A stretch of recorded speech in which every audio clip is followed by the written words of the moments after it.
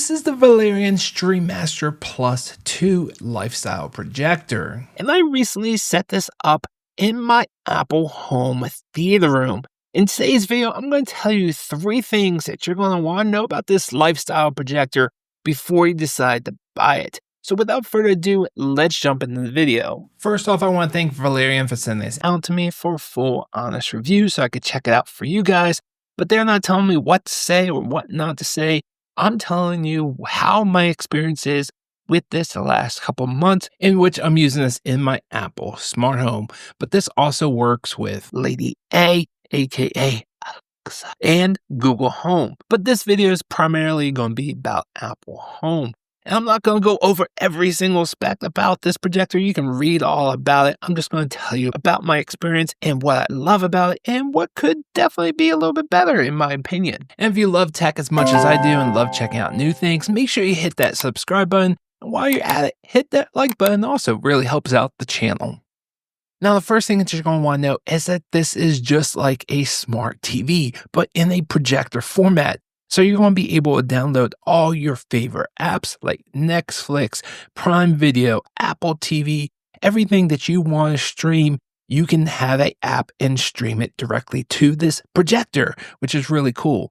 Now, this works over Google TV OS. So if you totally hate Google stuff, this is not for you. You will have to log in with a Gmail account so you can access and download certain apps that you want.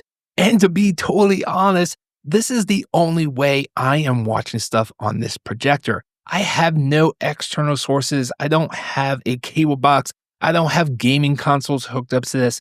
It is 100% a lifestyle streaming projector for my family and I, even though this projector can have external video sources. It's just not the way that I'm particularly using it. And it's all over Wi-Fi. Even though there is a Ethernet port on here, the Wi-Fi is super quick and easy. And I also love the quick buttons on the remote so you can access some of your favorite apps like Netflix, Prime Video, YouTube, and Disney. Even though I have some other cons about the remote, which I'll talk about later, but I do like the quick buttons on here.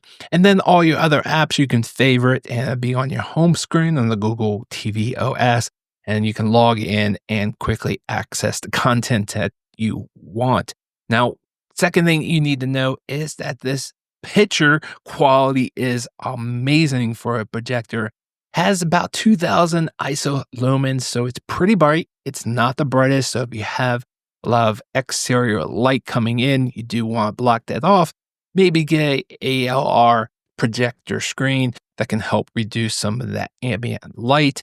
But for a standard throw projector, 2000 ISO lumens was more than enough with the blinds closed. And then at night, when it was pitch black, wow, this thing looks even better. And then to set this up is super easy because it has auto keystone and auto focus, and it automatically detects the screen alignment. I did manually change this just because I wanted it to be perfect.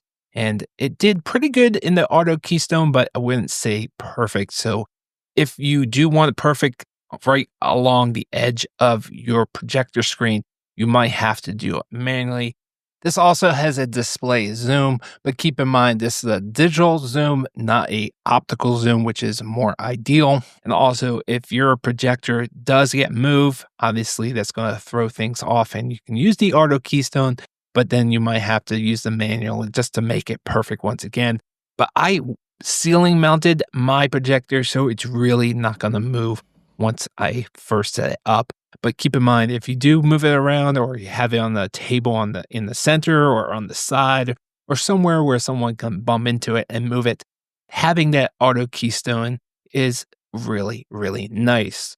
And now for the third thing that you're going to want to know is that this does work with a lot of smart homes like Google Home, Alexa, and my primary platform, Apple Home. And it's my favorite feature of all, just because I can do simple automations with this.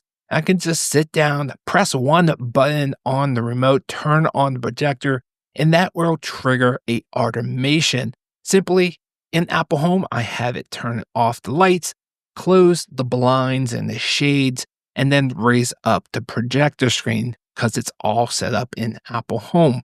And it's very quick and easy because of Apple Home. I do keep it simple, but if you did want to do more advanced stuff, you can definitely do so. But I'm all about this simple and easy automations, just so the family knows what should happen when they press and turn on or turn off the projector. And obviously, when they turn off the projector, the lights will come back on. Super quick and easy. And having this natively in Apple Home is a huge plus. And like I said, it's my favorite feature of this projector. In addition, this has AirPlay. So if I do want to stream something from my phone to the projector, that is available, even though I haven't really needed to do that just because the Google TV OS, I can pretty much download any app that I need. I can directly stream it from the app and I don't need it from my phone. But the availability of AirPlay is definitely a huge plus just in case there's something I do want to quickly throw up there, I can.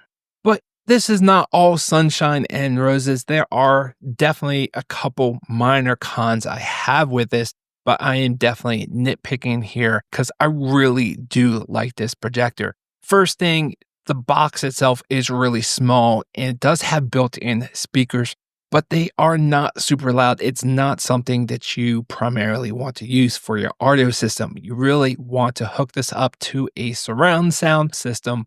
I am using Sonos, so I have an HDMI cable running from the projector into the ceiling and coming back down into my Sonos Arc Ultra using eARC. Absolutely love eARC. I love that this projector has eARC, plus has 2 additional HDMI inputs. This has all the inputs and outputs that you want in a lifestyle projector, which, by the way, the power adapter on here is quite small. I was actually quite happy with the power adapter. My previous projector, the power brick, was humongous, and having it mounted to the ceiling just was, I don't even want to go into it. This solution for a small power adapter, even though you can see it right there in the ceiling, it's much, much smaller.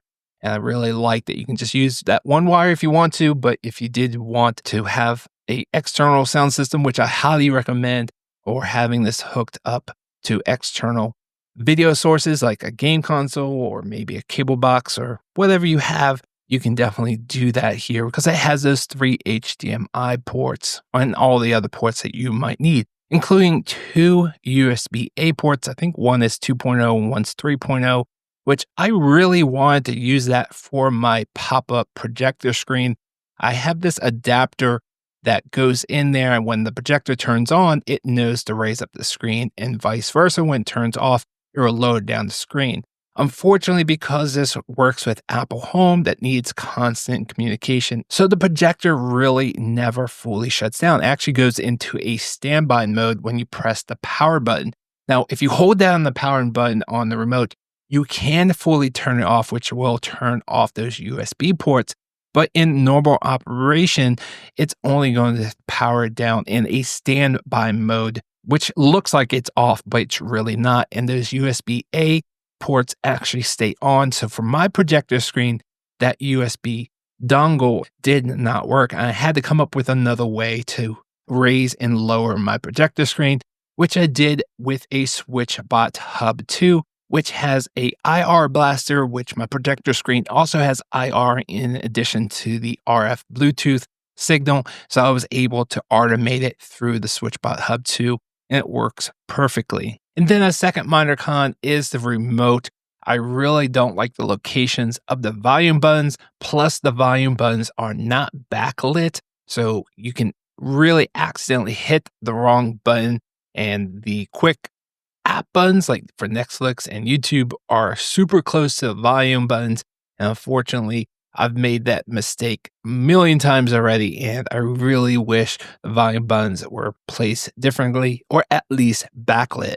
And lastly, the other minor con that I have is the fan is a little bit loud. Now, you're not going to hear this fan when your videos are playing, even at the lowest levels. But when you're sitting there in complete quiet, when you're going through the Google TV OS, you're going to hear that fan, especially since the projector is right above where I'm sitting. So if your projector is nearby and it's super quiet. That fan is loud. I gotta tell you, I did not hear that in my previous projector. So this did stand out to me. But like I said, once something is playing, video sound is playing, you're not going to hear that fan whatsoever. So not a huge deal, but I did want to point that out. All in all, I love this projector. It's a lifestyle projector, so it's like a smart TV with all my favorite apps that can stream via Wi-Fi.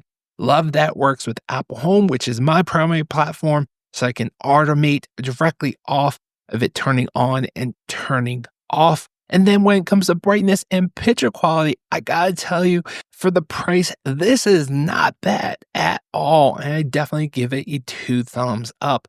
All right, guys, that's going to do it for me. I hope this video was helpful. If it was, make sure you hit that subscribe button, and I will see you guys on the next one.